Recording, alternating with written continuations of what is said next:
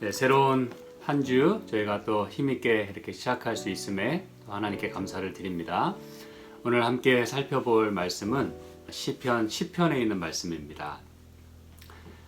시편 9편에서 저희가 잠깐 언급을 했습니다만 이 시편 10편은 9편과 10편이 하나의 책처럼 그렇게 느껴지고 또 하나의 책이다 그렇게 부르는 분들도 있습니다. 그도 그럴 것이 내용이 유사할 뿐 아니라 또 사용된 단어들도 또 같은 것이 있고 또 하나님께서 말씀하고자 하는 그 메시지가 시편 10편과 9편에 동일하게 들어있기 때문에 그렇습니다. 무엇이든지 다 마찬가지예요. 그렇죠? 그렇지만 마치 이렇게 쌍둥이처럼 시편 9편과 10편이 이렇게 나란히 있어요.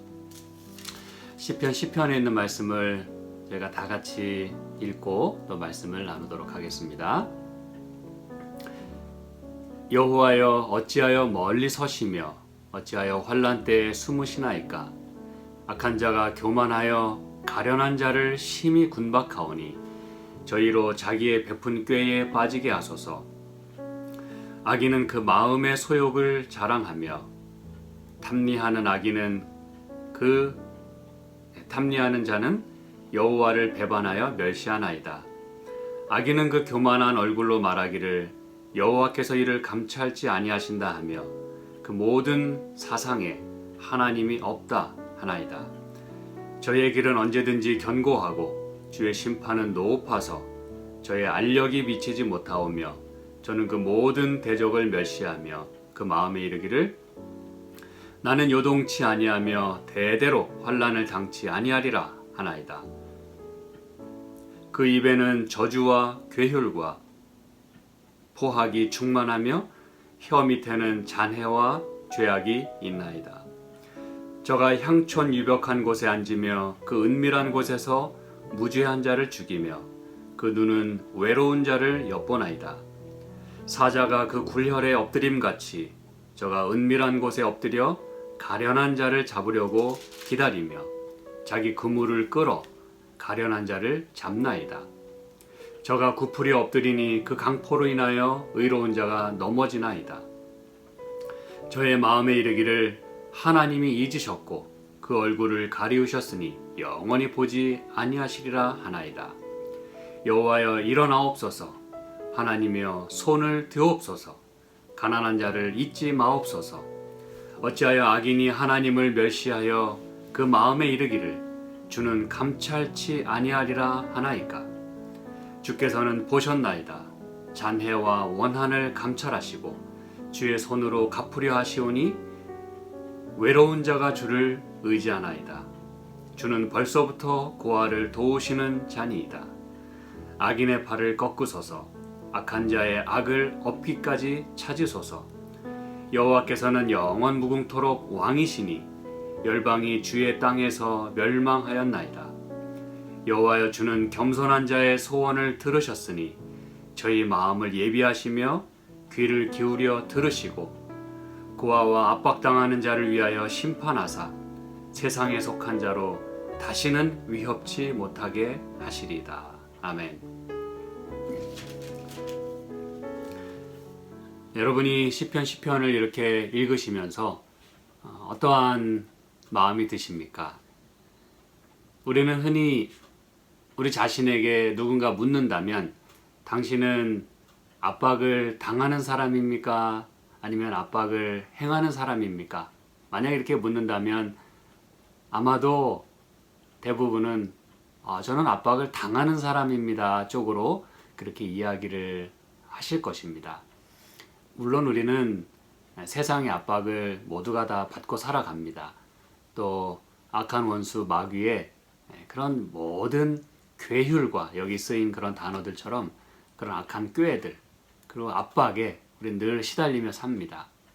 하지만 그럼에도 불구하고 오늘 이 시편 기자는 이 말씀을 쭉 우리에게 들려주면서 혹시 우리가 부지불식간에 우리보다 조금 약하고 조금 못나고 조금 덜 가진 사람들을 혹시 우리가 무시하거나 또 어떤 경우에 어떤 형태로든 압박한 일은 있었는지 그런 것들을 오늘 우리에게 물어보고 있습니다. 우리가 알든지 모르든지 간에 이렇게 경시하거나 또 무시하거나 얕보거나 하는 그런 모든 것들은 매우 일반적으로 우리가 지나칠 수 있는 작은 것들이라 생각이 들 수 있겠습니다만 그것은 하나님께서 다 여기 성경 표현에 의하면 다 감찰하고 계신다고 말씀을 합니다. 그것은 우리를 항상 이렇게 감시하시고 주시하시는 어떤 잘못을 찾아내기 위해서 그렇게 보신다는 것이 아니라 하나님께서는 모든 것들을 두루 보시면서 조금 높은 사람은 낮추시고 조금 낮은 사람은 좀 높여주시는 그런 공평한 하나님의 모습을 저희가 보게 됩니다. 그리고 그렇지 않은 것처럼 보일 때, 그렇죠? 그럴 수 있지 않습니까? 그렇죠? 악인들은 늘 번성하고 압제하는 사람은 계속 권력이 세워지고, 그렇죠? 압박당하는 사람은 계속 늘리고 있고 그런 어떤 세상의 현상들을 보면서 시편 기자는 또 하나님께 울부짖는 거예요. 제발 낮아진 사람을 잊지 말아 달라고. 그렇죠? 네. 그래서 이 하나님의 그런 모든 다스리시는 그런 공평함, 그렇죠? 이 앞부분에는 이 교만한 자들, 그리고 또 하나님께서 이 가련한 자들을 또 어떻게 취급하시는지 그런 것들을 우리에게 말해주고 있습니다. 악한 자는 항상 이 성경에 의하면 교만하다 그렇게 표현을 합니다. 그렇죠? 그리고 자기가 늘 이렇게 꾀를 낸다고 2절에서 계속 말씀하고 있고 또 악인은 3절에 마음의 소욕을 자랑하고 그렇죠? 그리고 악인은 또 그 교만한 얼굴로 말하기를 여호와께서 이를 감찰치 아니하신다 그렇게 이야기를 한다 그랬어요. 왜 여러분 시편 기자가 더욱더 하나님께 좀 제발 우리를 눈여겨 봐달라고 제발 이런 것들을 그냥 좌시하지 말아달라고 감찰해달라고 계속 그렇게 요구하는 이유는 물론 하나님께서 더 그렇게 해주시기를 바라는 마음에서도 그렇게 하지만 악인들이 늘 그렇게 이야기를 해요. 제가 지난번에도 잠깐 말씀드렸습니다만 그 악인의 모든 행하는 일들이 그 징벌이 속히 실행되지 않기 때문에 악인들은 계속 악을 저지른다 그랬어요.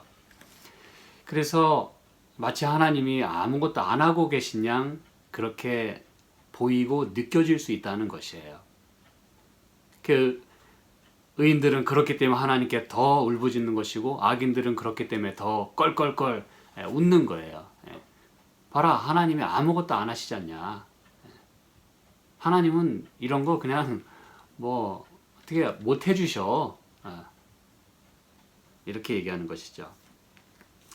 그러면서 말하기를 저의 알력이 미치지 못한다 그랬어요. 여러분 알력이라고 하는 거는 여기 이제 우리말로 그대로 보자면 그것은 눈의 힘입니다. 그렇죠? 알력이 미치지 못한다. 참 재밌는 표현 아닙니까? 우리가 흔히 이렇게 눈에 힘준다 그런 표현을 쓰잖아요. 그렇죠? 근데 하나님이 이 악인들은 말하는 게 하나님이 아무리 눈에 힘줘도 소용없다는 거예요. 아무리 하나님이라 해도 그분이 아무리 눈을 부릅뜨고 뭘 지켜보신다 해도 여기까지는 못 미쳐. 우리는 그런 거 케어 안 해. I don't care. 이렇게 얘기를 하는 것이죠. 그러든지 말든지. 왜냐하면 악을 우리가 계속 행하고 있으니까 누구도 막지 못한다 이것이죠. 그렇죠?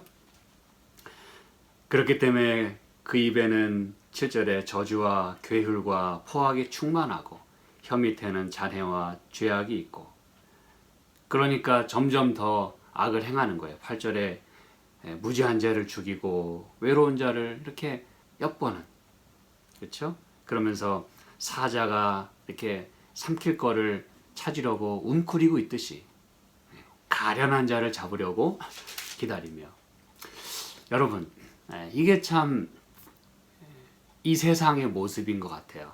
그렇죠? 이건 하나님이 원하시는 세상이 아닙니다. 흔히 진화론에서 말하는 이 약육강식의 세상, 그렇죠? 강한 자가 약한 자를 짓밟지 않으면 올라서지 못하는 그런 그 라이벌 의식.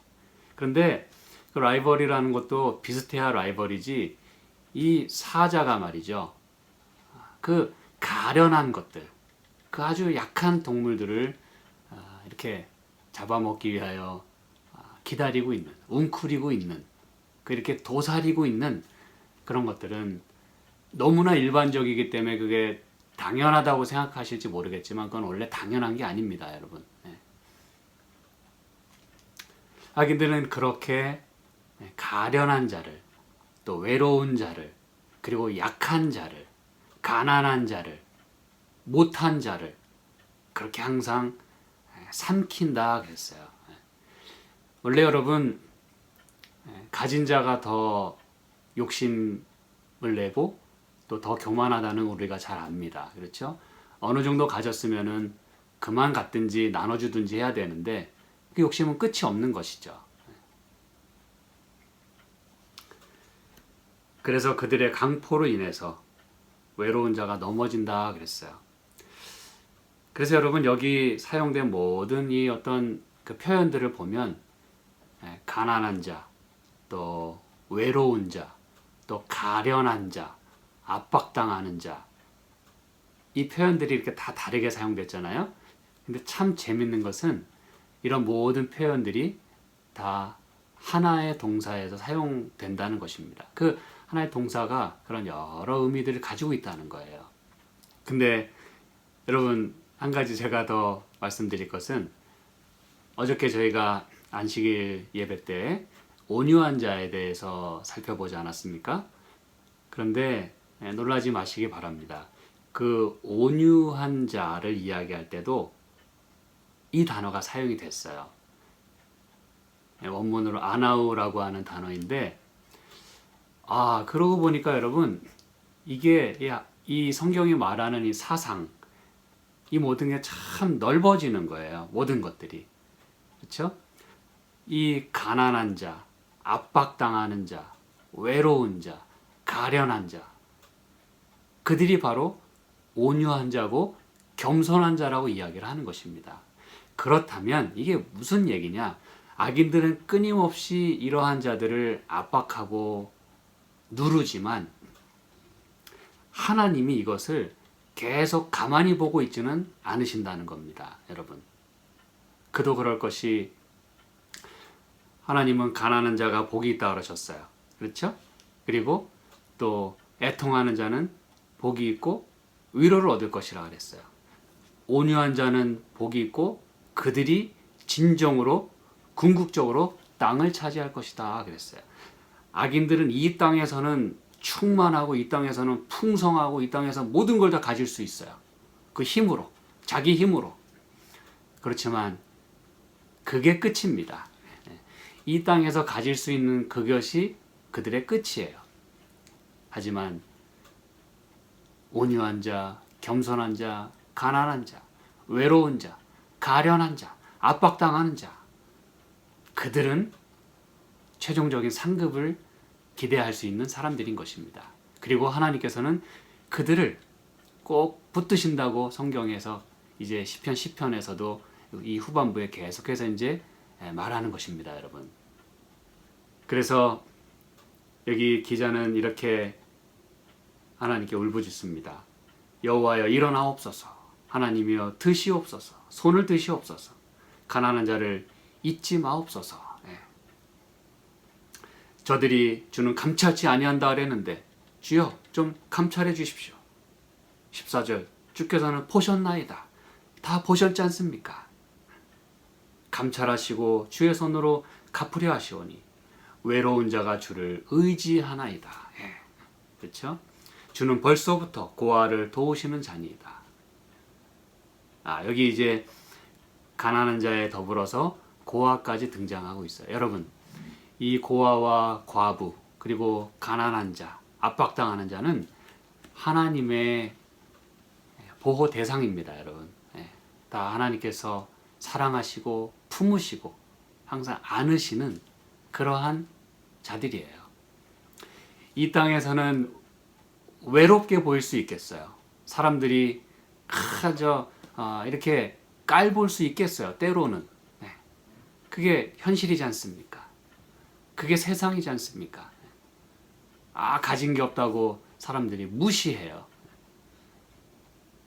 근데 여러분, 조금 힘드셔도 그런 것들은 우리가 잘 견뎌내야 하겠습니다. 그냥 꾹 참는 정도가 아니라 하나님께 여러분 매번마다 울부짖으시면서 우리의 그런 마음들을 하나님께 아뢰고, 하나님께서 더욱더 이런 중에서도 우리가 마음을 잃지 않고 평정을 유지할 수 있도록, 그리고 계속해서 하늘을 사모할 수 있도록 우리가 기도하는 것은 매우 필요한 일이라고 생각을 합니다. 어쨌든 하나님께서는 외로운 자가 주를 의지하니 주께서는 저들을 도우시는 자니이다. 그러면서 여호와께서는 영원 무궁토록 왕이시니 열방이 주의 땅에서 멸망하였나이다. 그렇습니다, 여러분. 결국 하나님이 통치하시게 될 때 악인들은 그것이 끝이에요. 멸망입니다. 그렇죠? 그러면서 17절에 여호와의 주는 겸손한 자의 소원을 들으셨으니, 이 겸손한 자도 역시 온유한 자, 가난한 자, 똑같은 그런 표현입니다, 여러분. 겸손한 자의 소원을 들으셨으니 저희 마음을 예비하시며 귀를 기울여 들으시고, 마음을 예비한다고 하는 것들은 늘 하늘을 사모할 수 있는 그런 마음들을 의미하는 것입니다, 여러분. 고아와 압박당하는 자를 위하여 심판하사 세상에 속한 자로 다시는 위협지 못하게 하시리다. 그래서 여러분, 제가 이제 말씀을 이제 중반부로 이끌고 가면서 여기 표현에 의하면 이렇게 압박하고 교만하고 자랑하는 자들은 여기 성경 표현에 의하면 세상에 속한 자다, 그렇게 표현을 했습니다. 세상에 속한 자. 그런데 그 반면에 압박을 당하고 가난하고 외롭고, 그렇죠? 가련하고 그런 사람들은 하나님께서 그들을 이렇게 높이시는 자들이다, 그렇게 여기 시편 10편에서 얘기하고 있는 거예요. 여러분, 우리 하나님께서는 이 가난한 자들을 늘 염두에 두고 계세요. 늘 마음을 쓰고 계세요. 이 부모가 자식들 가운데서도 조금 아프고, 그렇죠? 다른 애들보다 좀 더 이렇게 병치레를 더 하는 아이들이 있지 않습니까? 그렇죠? 그리고 뭔가 좀 부모가 볼 때 더 이렇게 좀 불쌍하게 느껴지는 자녀들이 있어요. 그러면 그 자녀를 위해서 더 많이 기도하고 늘 신경 쓰면서 하는 것입니다. 그렇죠? 우리 하나님께서는 이 가난한 자들을 늘 생각을 하고 계세요. 그래서 우리가 지난번에 이사야 61장에 있는 말씀을 살펴보지 않았습니까? 예수님께서 이 땅에 오셔서 하시는 일 가운데 사실은 가장 먼저 그분이 하시는 일이 명시가 되어 있어요. 우리 다시 한번 이사야 61장에 있는 말씀을 좀 볼까요? 목사님, 순서가 뭐가 그렇게 중요합니까? 그렇게 얘기할 수 있을지 몰라도 여러분, 성경에 이렇게 말씀들이 사용될 때 처음에 나오는 그런 것들은 여러분 결코 무시하시면 안 됩니다. 하나님께서 이 말씀들을 기록할 때 다 그 의미들이 다 있어요. 다 물론 하시지만 그래도 하나님은 그래도 제일 먼저 이렇게 마음에 있는 것이 이렇게 먼저 나오게 돼 있어요.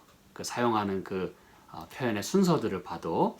그래서 이사야 61장 1절 보시면 주 여호와의 신이 내게 임하셨으니 이는 여호와께서 내게 기름을 부으사, 그렇죠? 이게 이제 예수님께서 메시아로서 기름 부음을 받으시고, 그렇죠? 침례를 받으시고 공적인 생애를 시작하시는 그 메시아의 사역을 여기 이사야 선지자가 미리 예언한 것이지 않습니까? 그렇죠? 우리는 다 이미 살펴봤어요, 이 말씀을. 그런데 예수님께서 기름 부음을 받으시고 가장 먼저 하시는 일이 여기 뭐라고 기록된지 여러분 보시죠.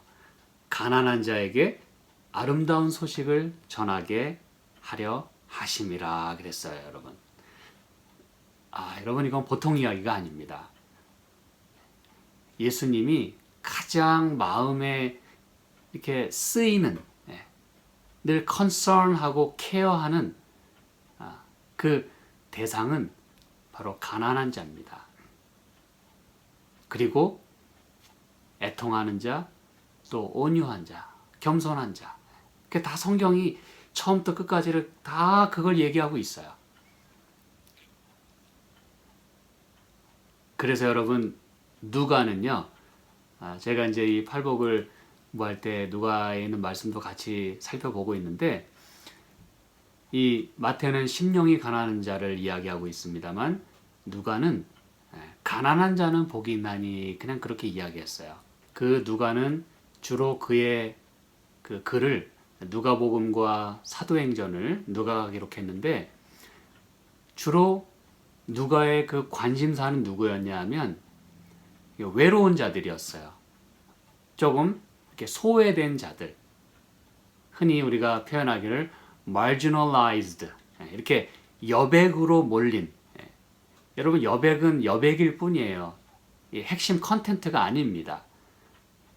그래서 영어 표현에 marginalized 됐다는 얘기는 이렇게 구석으로 이렇게 몰린, 구석쟁이의 인생, 그 여백 인생이에요. 그렇죠? 그런 자들을 가장 그의 마음의 관심사에 두었어요. 그래서 누가의 글을 읽어보면 주로 여인에 대한 이야기가 많이 나옵니다. 고아 이야기, 또 이방인 이야기, 가난한 자 이야기. 그래서 누가의 복음은 예수님께서 입을 열어 가라사대 가난한 자는 복이 있나니 그렇게 시작을 합니다. 그리고 그도 그럴 것이, 이 온유한 자가 여기 보시면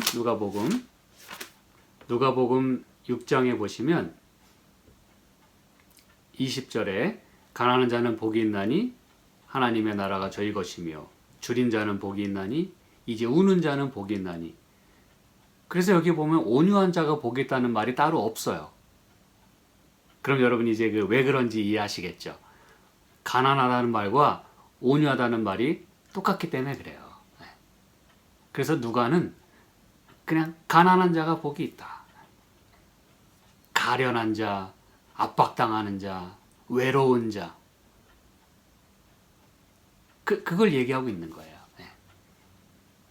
그래서 여러분, 하나님은 이처럼 당신의 그 자녀들이 조금 이렇게 없이 살고, 그렇죠?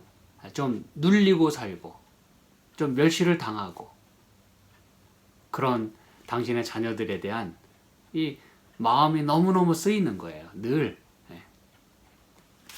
그래서 여러분, 이 성경에 우리가 아까 이 시편에서 여호와여 일어나옵소서, 하나님이여 손을 드옵소서, 12절에 가난한 자를 잊지 마옵소서. 그래서 여러분, 이 시편 10편에도 악인의 어떤 압박을 행하는 자가 묘사가 되어 있고, 교만한 그런 자들이 묘사가 되어 있고, 또 한편으로는 가난한 자, 압박을 당하는 자, 이렇게 크게 대조가 되어 있어요. 그런데 하나님은 이제 이 가난한 자를 높이시고, 그리고 더욱 서포트 하시겠다고 말씀을 합니다. 여기 손을 드옵소서 그랬잖아요. 이 드옵소서라고 하는 이 표현은 물론 손을 드는 것입니다. 높이 쳐드는 거예요. 그럼 여러분, 사람이 손을 높이 쳐든다는 이야기는 무슨 의미일까요? 언제 손을 쳐들고 또 손을 들어서 무엇을 주로 합니까? 이것은 take action을 하는 것을 의미함과 동시에, 여러분, 하나님이 혼자 이렇게 손을 드셔서 뭐 하겠습니까, 여러분? 그렇죠? 하나님이 손을 드시는 것은 바로 연약한 자의 손을 잡고 들어 주시는 걸 의미하는 것입니다, 여러분. 하나님 혼자 뭐 손 들고서 뭐 합니까? 이 얘기는 당신의 가련한 자들을 들어달라는 거예요. 손을 들어달라는 것입니다. 늘 무시당하고 게임에서 늘 져요. 게임이 안 됩니다. 상대가 안 돼요. 그렇지만 하나님의 눈에는, 하나님의 편에서는 하나님이 약한 자를 손들어 줄 수 있는, 그거 우리가 바라고 사는 것입니다, 여러분. 그래서 드신다고 하는 것은 우리를 높이 들어주시고, 그리고 또 bear, carry의 의미가 있어요. 그 우리의 연약함을 담당해 주시는 거예요. 내가 다 지고 가지 못하는 짐을 하나님께서 들어주시는 거예요. 내가 너무 어깨가 무거워요. 하나님이 당신께서 직접 carry, 당신의 어깨에 짊어지고 가시는 것입니다. 그리고 이것은 단지 짐을 들어주는 것뿐만이 아니라, 여러분, carry한다는 말은 주로 업는다는 표현이에요. 업어주시는 거예요. 여러분 얼마나 참 흐뭇하고 감사한 말입니까? 그렇죠? 연약한 자를 당신께서 등에 탁 캐리하고 가시는 거예요. 그래서 이 support의 의미도 이 단어 가운데 들어 있어요. support.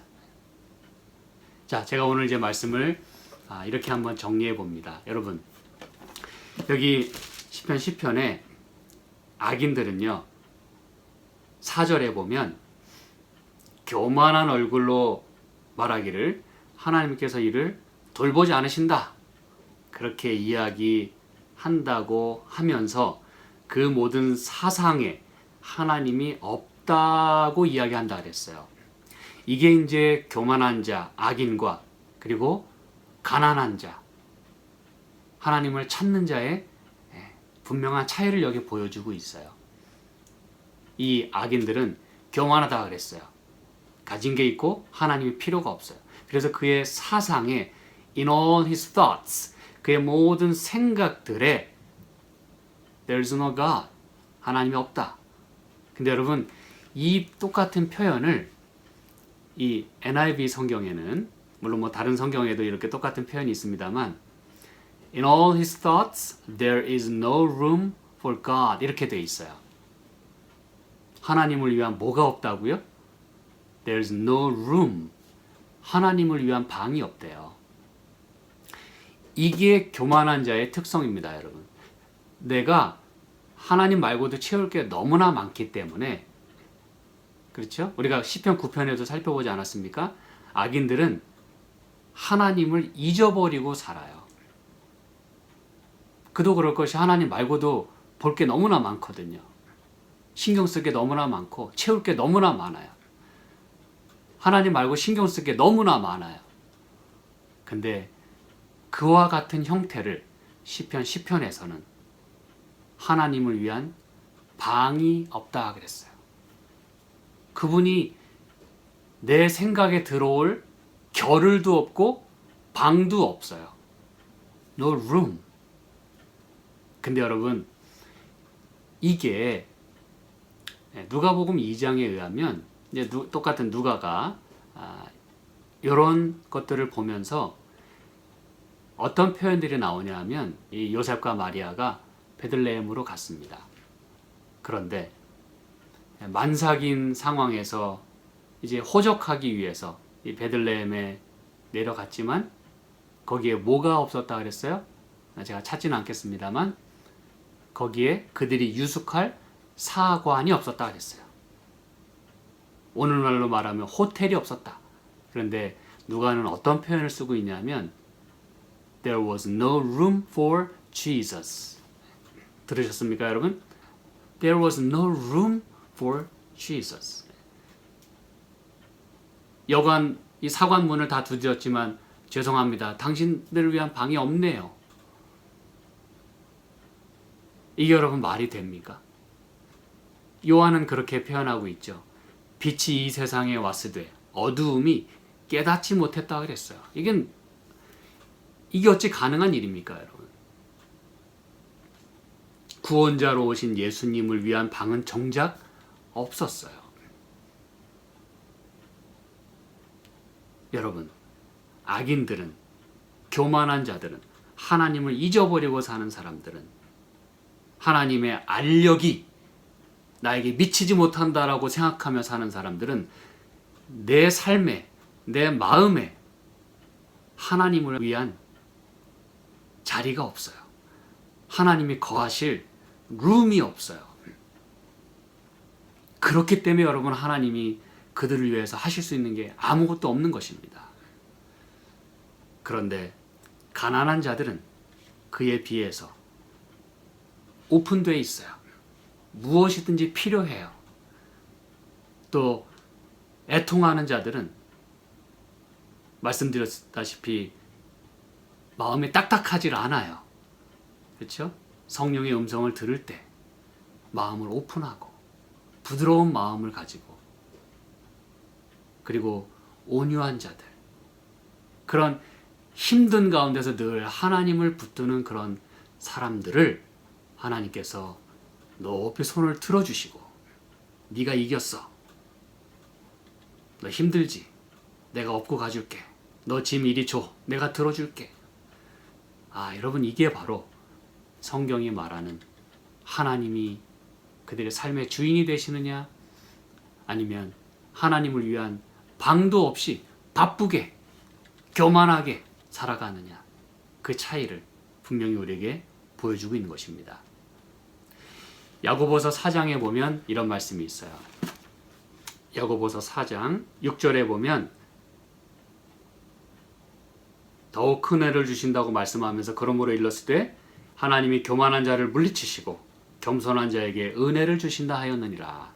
여러분, 교만한 자를 물리치시고, 이게 뭐 하나님이 일부러 뭐 이렇게 막 내치거나 그러지 않아도 악인들 스스로가 스스로 내침을 당하는 거예요. 무슨 얘기인지 아시겠죠? 뭐든지 하나님이 막 그렇게 다 하신다고 생각하지 마세요. 하나님이 아무것도 안 하셔도 악인들이 스스로 물러나는 겁니다. 그러나 겸손한 자에게는 은혜를 주신다. 그런즉 너희는 하나님께 순복하라.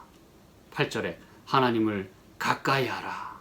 그리하면 너희를 가까이 하시리라. 9절 슬퍼하며 애통하며 울지어다. 이게 지금 다 같은 얘기하고 있는 걸 아시죠? 10절 주 앞에서 낮추라. 그리하면 주께서 너희를 높이시리라. 이게 여러분 다 지금 같은 얘기하고 있어요. 가난한 자, 애통하는 자, 온유한 자, 하나님이 그들을 가까이 하시고 높이신다고 말씀했습니다. 사랑하는 여러분, 우리가 사는 이 세상은 매우 매우 불공평합니다. 속상합니다. 그렇지만 이것이 끝이 아님을 여러분 꼭 기억하시고, 여기서 사람들을 압박하고 교만하고 그런 사람들은 분명히 끝이 있음을 기억하시고, 우리는 이런 삶 속에서 가난한 자를 높이 드시고 업어주시고 또 서포트 해주시는 그런 하나님께 여러분의 모든 사정을 아뢰시고, 마침내 하나님께서 여러분의 삶을 붙드시고 또 가까이 하시고 여러분을 마침내 더 높여주시는 그런 삶을 살 수 있게 되기를 간절히 바라겠습니다. 함께 기도하겠습니다. 하나님 아버지, 저희를 도우셔서 힘든 중에라도 그것 때문에 속상해하고 원망하고 불평하는 대신에 높이 들어주시는 하나님께 우리의 손을 맡기고 우리의 몸을 맡길 수 있도록 주여 축복하여 주시옵소서. 주님 앞에 더욱더 우리가 애통할 수 있게 해주시고 주님 앞에 저희가 더욱더 낮아질 수 있도록 축복하여 주시옵소서. 그래서 높아지는 것이 내가 높아지는 게 아니라 주께서 높이 드시기 때문에 높아질 수 있도록, 그래서 주께서 약속하신 모든 이런 성경의 약속들이 우리의 삶에서 다 해당이 되고 적용이 되고 마침내 성취가 되는 저희 삶이 되도록 축복하여 주시옵소서. 또 한 주간 저희가 생애할 때도 주께서 우리의 건강과 믿음을 지켜주시고 우리 사랑하는 가족들 주께서 믿음과 또 그들의 안녕을 지켜주시길 간절히 바라옵고, 주의 말씀으로 우리가 생애할 때 축복이 넘치고 은혜가 넘치도록 도와주시옵소서. 예수님의 이름으로 기도합니다. 아멘.